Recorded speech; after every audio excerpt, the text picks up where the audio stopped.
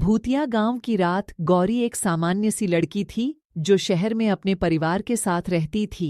एक दिन उसके परिवार ने गांव जाने का निर्णय किया क्योंकि उन्हें अपनी दादी नानी का देखभाल करना था जो एक छोटे से गांव में रहती थी।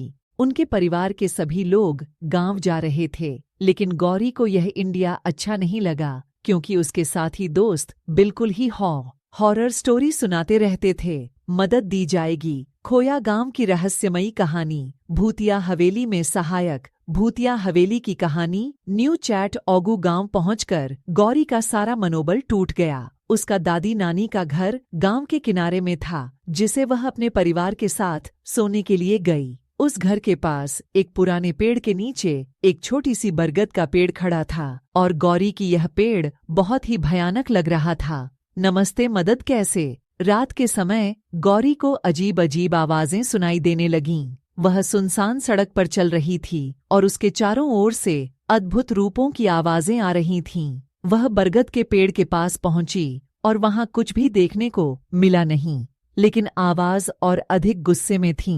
स्टोरी की मदद। गौरी को डर के मारे सड़क पर लेटना पड़ा और वह वहां बिना किसी आवाज के सोने का प्रयास कर रही थी। धीरे धीरे यह सुना कि वह आवाजें गांव के दूर दूर क्षेत्रों से आ रही थीं और यह लग रहा था कि वे बड़े ही पुराने समय की बातें सुना रही थीं।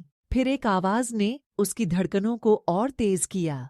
कोई है वहां बरगद के पेड़ के पास। गौरी ने विचार किया कि कोई अन्य व्यक्ति भी वहीं हो सकता है और यह बोल नहीं सकती थी क्योंकि वह बिल्कुल डरी हुई थी। फिर वह आवाज आई, कोई है यहाँ बरगद के पेड़ के पास? गौरी को यह सुनकर और भी डर आया क्योंकि यह तो उसकी खुद की आवाज थी। वह खुद से पूछ रही थी, कोई है वहां? और फिर उसकी खुद की आवाज उसे सुनाई देती थी, हाँ, कोई है यहाँ। गौरी ने फिर से पूरी तरह से खुद के साथ कैसे हो गया यह समझ नहीं पा रही थी। वह उठी और बरगद के पेड़ के पास जाने का प्रयास किया, लेकिन पेड़ के पास कुछ भी नहीं था। उसकी सिर में तेज दर्द हो रहा था और वह गांव के दिशा निर्देश में बदल दिया। वह बरगद के पेड़ की ओर फिर से बढ़ी और वहां जाकर उसने देखा कि पेड़ के नीचे एक छोटी सी पुरानी किताब थी।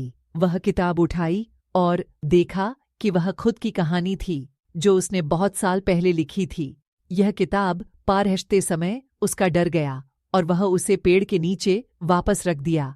इसके बाद गौरी की यह अद्भुत आवाजें और अच्छे समय की बातें सुनाई देने लगीं, लेकिन अब वह उन्हें डर की बजाय एक आवाज बना लेने के रूप में समझ रही थी। वह जान गई कि गांव में कुछ भी खतरनाक नहीं था और यह सब इस उसकी विवेकसंता की वजह से था। इस कहानी से हमें यह सीखने को मिलता है कि हर अक्सर हमारी खुद की विचार शक्ति से जाता है और विचार शक्ति का उपयोग करके हम अपने घरों को पार कर सकते हैं। बीते की घटनाओं से सीखकर हमें आगे बढ़ना चाहिए और डर की बजाय उसे पार करना चाहिए।